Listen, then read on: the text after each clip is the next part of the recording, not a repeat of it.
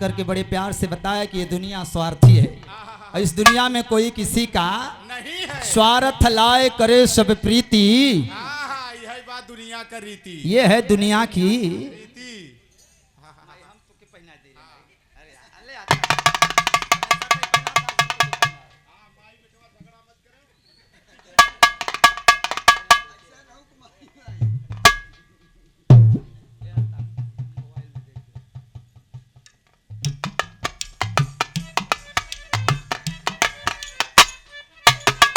ये धर्म की माँ के रूप में हमारे आपके बीच में उस माँ की तरफ से जिस माँ ने अपनी रोजी रोटी की कमाई से निकाल करके शुभौरा इस जैसे बेटे के लिए हमेशा पुरस्कार की व्यवस्था करती है, ऐसी माँ की तरफ से शुभौरा को अमूल्य पुरस्कार हृदय की गहराई से नमन करता हो। और ये कुल मिला के ये हम माई की देना तोहार हम ले ली लइका कमाई ला होगा माई अनाते अब के तू अपने पास रखा करा।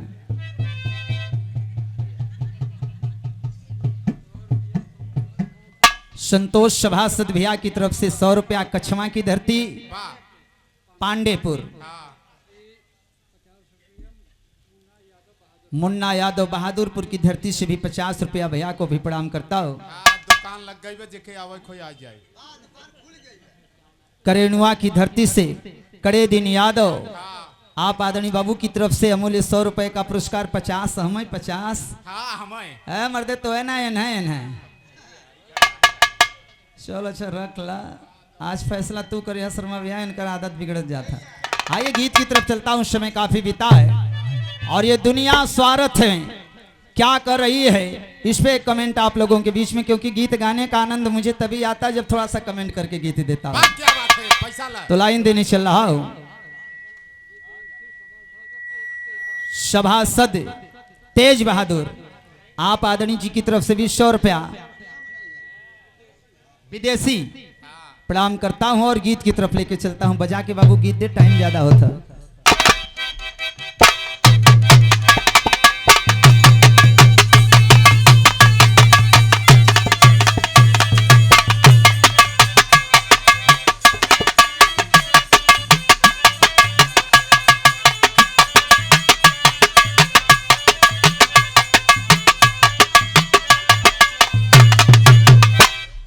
केहू गया ये बाबू केहू गया और केहू गया ये भैया केहू गया केहू ना देखया बाटे जग जाना हमारे रह चनावा जोग में गावत जोगिया।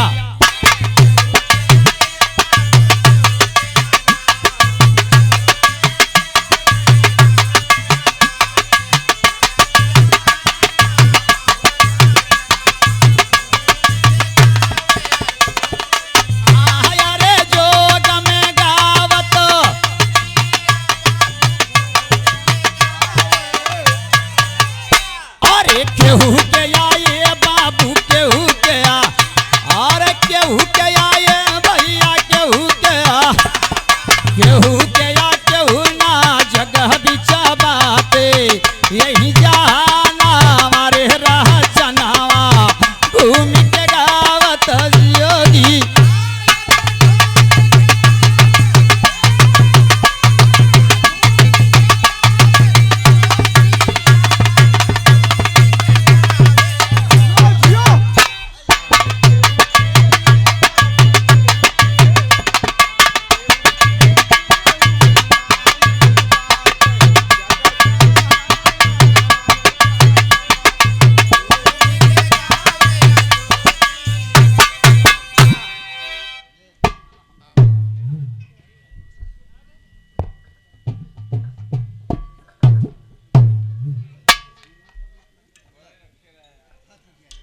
सम्मानित एडवोकेट बाबू कृपा शंकर यादव एक ऐसे मसीहा जो हर कलाकार को मान सम्मान स्वाभिमान देने का कार्य करते हैं, ऐसे पिता तुल्य बाबू कृपा शंकर यादव बाबूजी को ये भंवरा हृदय की गहराई से पैर छू के प्रणाम करता है।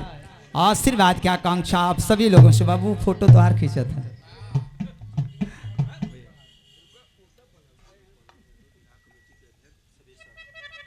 झुरू पहलवान बिरहा कमेटी के अध्यक्ष सवेसर की धरती से आप समाजवादी पार्टी के एक ऐसे नेता हैं जो समाज के लिए हमेशा कार्य करने का कार्य करते रहते हैं। ऐसे सम्मानित पहलवान भैया को हृदय की गहराई से नमन करता हूं। आशीर्वाद की आकांक्षा लेते हुए 4 लाइन से गीत की शुरुआत करता हूं।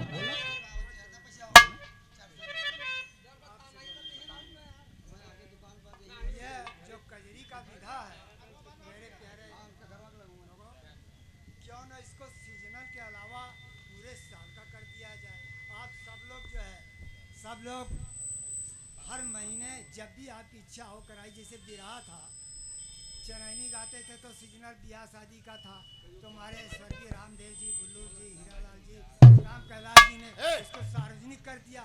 तो मेरा ये विचार है, आपसे अनुरोध है कि आप ये एडवर्टाइज करिए कि अब ये सीजनल कजरी नहीं है, बल्कि इसको पूरे सीजनल पूरे साल भर जो है इसका कार्यक्रम हो।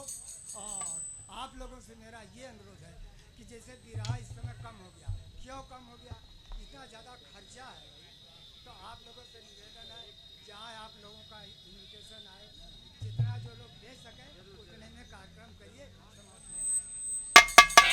बहुत बहुत धन्यवाद आदरणीय वकील साहब। और आपने कहा कि भंवरा बेटा, हम लोगों की इच्छा कि अब ये कजरी को सीमित 2 महीने में बांधने का काम ना किया जाए।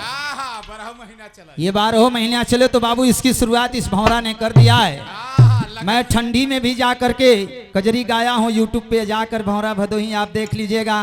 शादी विवाह में भी गाया हो, बराते में भी। तो शादी ब्याह के बारात कहा जाता कि और के होके, तो इसलिए अब दिक्कत बात नहीं है। आपकी बात सर आंखों पे रखते हुए हर एक कलाकार आपने एक शब्द और रखा कि जो भी मिल जाए उसी में आप लोग व्यवस्था करके कार्यक्रम कर लिया करिएगा। कोशिश तो हम लोग करते हैं बाबू, लेकिन संख्या हम लोगों की 7-8 हो जाती है, इसलिए थोड़ा दिक्कत होता है। तो थोड़ा 2 कदम आप आगे बढ़िएगा, 2 कदम हम लोग आगे बढ़ के कार्यक्रम रुकने नहीं पाएगा। 4 लाइन कवि ने गीत से दिया है, कैसे बच्ची जा लाइन उठा के दा।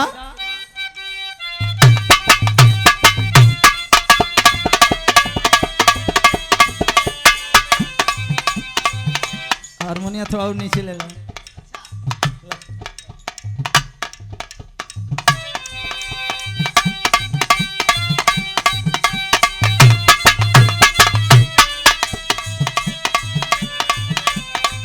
अरे क्या ले करके आया बंदा,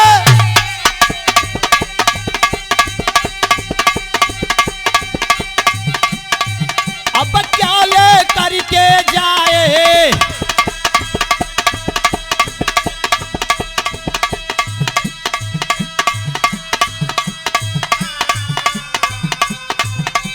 चली चला का यहाँ खेला,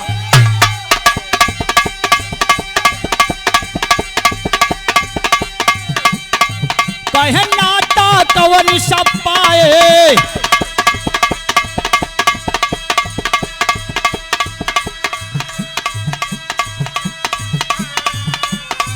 कहे मुठिया बांधे आया जग,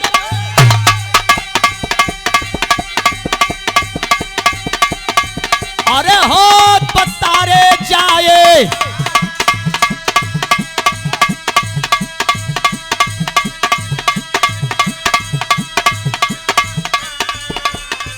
कहे की धुनी रमा कर गाया जोगी, तब तक बालक धायेगा। यही गीतिया गावत की एक जोगी बाबा फेरा डालत हुए, और जब फेरा डालत गांव बीच में गए हैं, एक नौजवान सा हट्टा कट्टा लड़का मिलल। बाबा के बाबा रुका, क्या गा रहे हो, इस दुनिया में किसी से कोई मतलब नहीं है, दुनिया स्वार्थी है, आपका दिमाग खराब हो गया है। मेरे माता पिता मेरा परिवार जब तक मेरे हाल चाल को नहीं लेता तब तक उनको चैन नहीं पड़ता। बाबा समझा रहा है कि बच्चा, इस दुनिया में कोई नहीं है अपना, अगर कुछ अपना है तो सिर्फ कर्म है, इसके सिवाय कुछ भी नहीं है। लेकिन वो लड़का जिद करके मानने के लिए बाबा की बात तैयार नहीं हुआ है, और जब बाबा की बात मानने के लिए तैयार नहीं हो तो बाबा ने फरमान जारी किया है, एक बार जाओ जरा अपने परिवार में, और एक शब्द मैं दे रहा हूं, यही शब्द का पालन करके तुम देख लेना कि परिवार तुम्हें मानता है, रिश्ता कौन सा है दुनिया में। आओ शब्द क्या दिया है, आए जरा लाइन में देता हूं, कैसे बचेगा तेरी। अरे दिहाले आए बाबू दिहाले आ, अरे दिहाले आए भैया दिहाले, दिहाले आ बाबा सुंदर शब्दा एक ज्ञान हमारे रचनावा घूम के गावत योगी।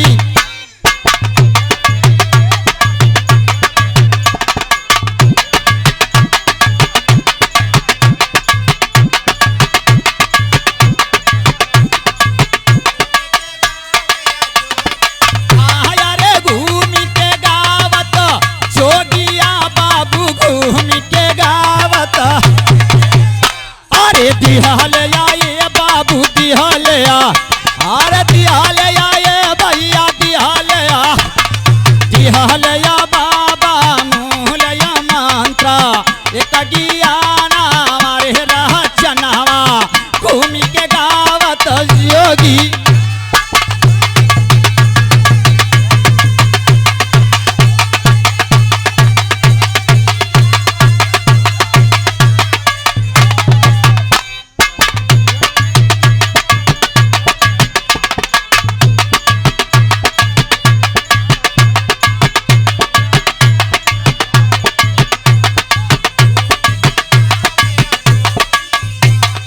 आवाज दे दिया।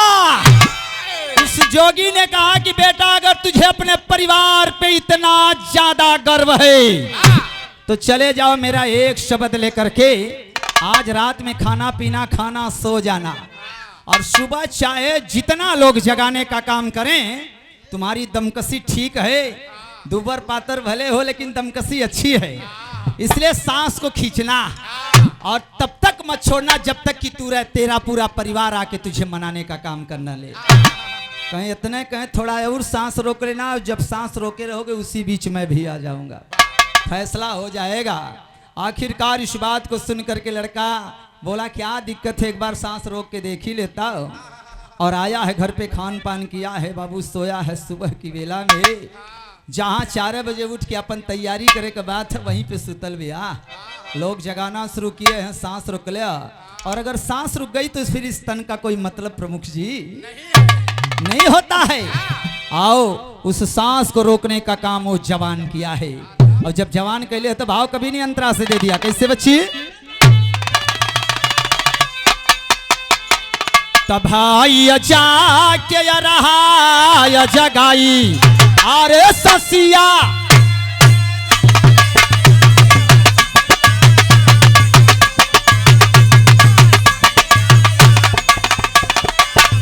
कहीं ससिया अपना रो कहा धाई, तब तक बहन रैया चितलाई, रो रोया रब के उदना। ए बाबू भैया गईला का मर्दे, आज काहे इतना रतिया तक सुतत हुआ, रतिया भर मोबाइल ते ना चलौले हुआ। आजकल ज्यादा लोग मोबाइल में ज्यादा ध्यान देवे, सेहत पे संगीत पे कम ध्यान होखेला। फौजी भाई मोबाइल पे लोगन के ज्यादा ध्यान हो गए है, और वह मोबाइल से रिश्ता फेस कटा जाता, का कटा जाता। फेस फेस आहो भाई जगावत या, लेकिन लड़का उठत ना बिया। बाबा ने कहा है जब तक नहीं आऊंगा तब तक तुम्हें उठना। बहनिया पहुंचल बा, ए भैया उठा सवेर हो गई है, तब वो भैया ना उठल है बाबू, और तब तक उसकी माँ पहुंची है, बेटा ए बेटा आओ बेटा तैयारी करो, चना वना भिगो करके रखा, आओ खा लो बेटा। माँ ने भी आवाज दिया बेटा नहीं उठा, पिता ने भी आवाज दिया बेटा नहीं उठा है पंचो। तब तक उसकी दुल्हन आई है सैया, रोज तो 4 बजे उठत रहा, आज का हो गई बिया, आवाज दे दिया तब वो ना उठल है बाबू। तब लोगों ने सोच लिया कि लगता है इसका प्राण पखेरु निकल चुका है, तो रुदन करना शुरू कर दिया। पूरा गांव इकट्ठा हुआ है, और जब गांव इकट्ठा हुआ तब भाव कवि ने दिया है 4 लाइन से। कैसे बच्ची, तब से माला आएगा, माला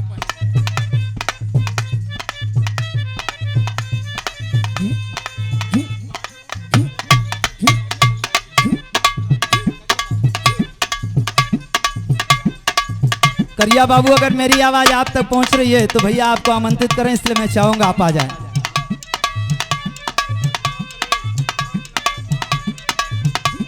आप Punwasi Yadav, Kachhwa parade, ward number 5, आपकी तरफ से मूल्य 100 रुपए का पुरस्कार। प्रमुख भैया वार्ड कैसे है यहाँ? हाँ काहे भाई? बतावा मर्दे, पूछा थे ना तो भैया से तो तई बीच में काहे बोला था? हाँ नरेगा खटबे है का? अच्छा 7 वार्ड है, 12 2 वार्ड का तो मुझे पता है, इसके अलावा 10 का भी नहीं पता है मुझे। हाँ नरेगा खटाई लगभग कुल जान जाबे। अमूल्य पुरस्कार वार्ड नंबर 5 से हमारे भैया की तरफ से।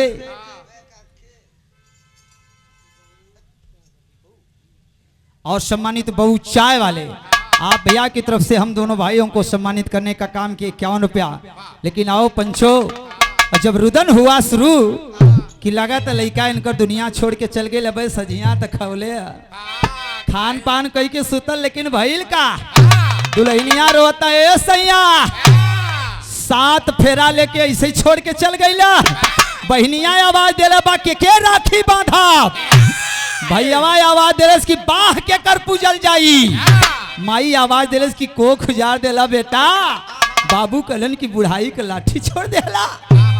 लेकिन लड़का उठत ना, सबके बात सुनत था, मन ही मन बाबा के गरियावा था।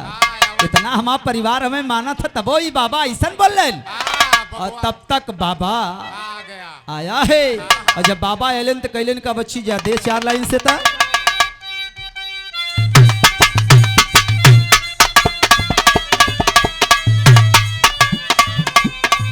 अरे लगा के फेरा वहां दम बाबा,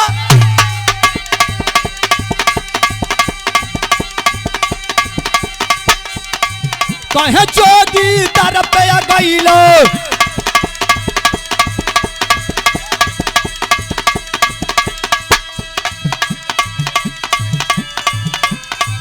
कहे लेकर भस्म गिलास में देखा,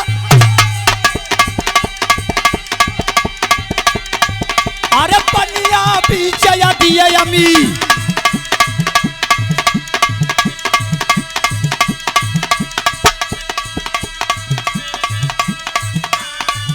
कहे P low P low P low बेटा,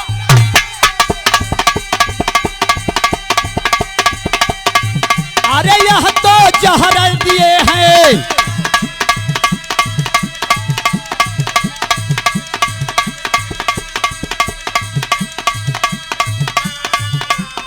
कहें कि पिए गाजो यहाँ जलय जहर को, कहे मरे या लेकिन यहाँ लाल जिंदा। ये बाबू जोगी पहुंचल है कि अरे इसको तो मैं जिंदा कर सकता हूँ। लोग कहें तो जिंदा कर दे बाबा, ये लड़का हमार जिंदा कर दे।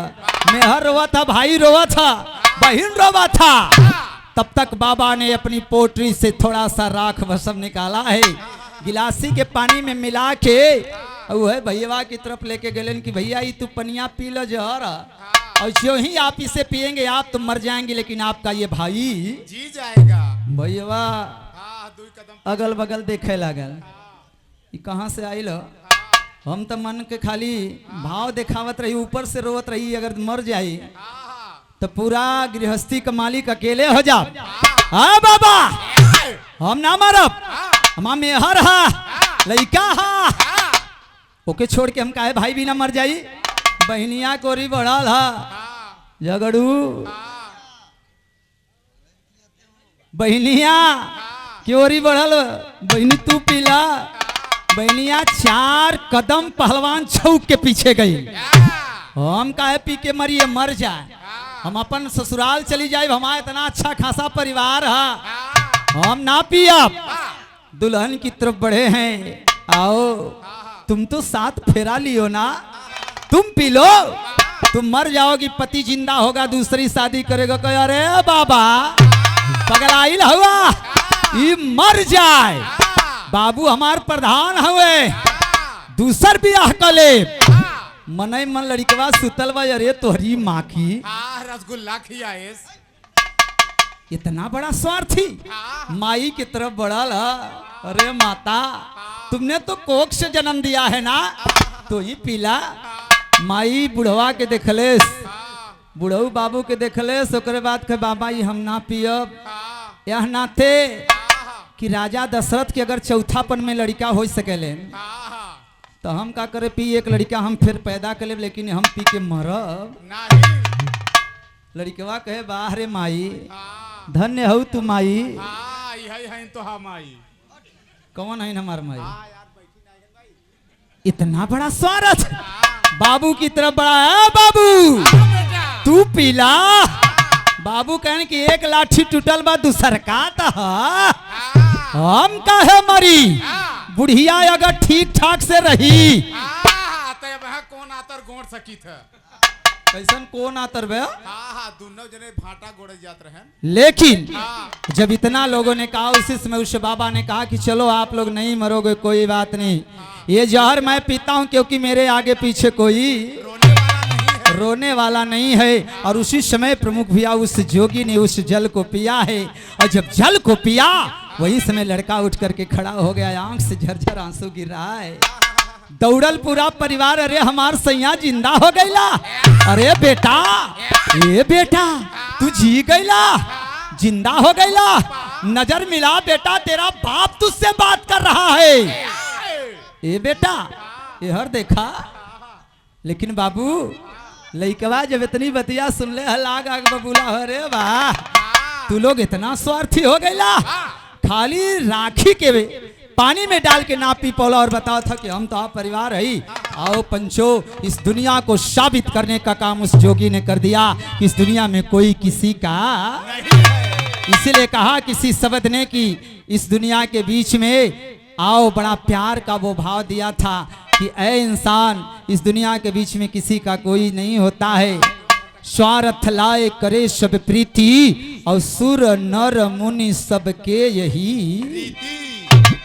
तो गीत के आखिरी पड़ाव पे गीत पहुंची है, और वही समय उसका ध्यान टूटा है और कर्म की तरफ लेकर के चल दिए। और जब कर्म की तरफ लेके चले तो आखिरी भाव कवि ने दिया है, अंतरा के लाइन से दे दबा। कर्म प्रधान या सुनो या बताई, अरे वही से या राम या रावण,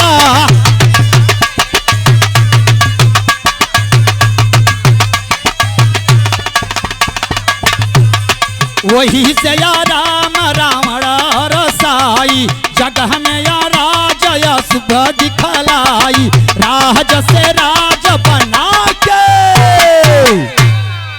यह दुनिया में कर्म से बड़ा कुछ भी नहीं है। राम ने अच्छा कर्म किया, आज त्रेता बीत गया, कलयुग चला है, बच्चा पैदा होगा, बड़े प्यार से बेटे का नाम राम रखा जाता है। और प्रचंड विद्वान, लंका सोने की रखने वाला रावण इस दुनिया को छोड़ के चला गया, उसका कर्म गलत था, इसलिए कोई भी उसके नाम से अपने बेटे का नाम। आखिरी लाइन कवि ने दे दिया, कैसे बच्ची? अरे लिखते आए बाबू लिखते, अरे लिखते आए भैया लिखते, लिखते आ बाबा हमारा खातिरी, ऐसन बहुत गाना हमारो रचनवा, अरे तजो गवे घूम के गावेला जोगिया। राजन सोनकर आप जी की तरफ से अमूल्य पुरस्कार हृदय की गहराई से नमन करता हूँ। राजेश भैया बस एक ही गाना गाई कि दूसर का सवाल करके छोड़ी जैसा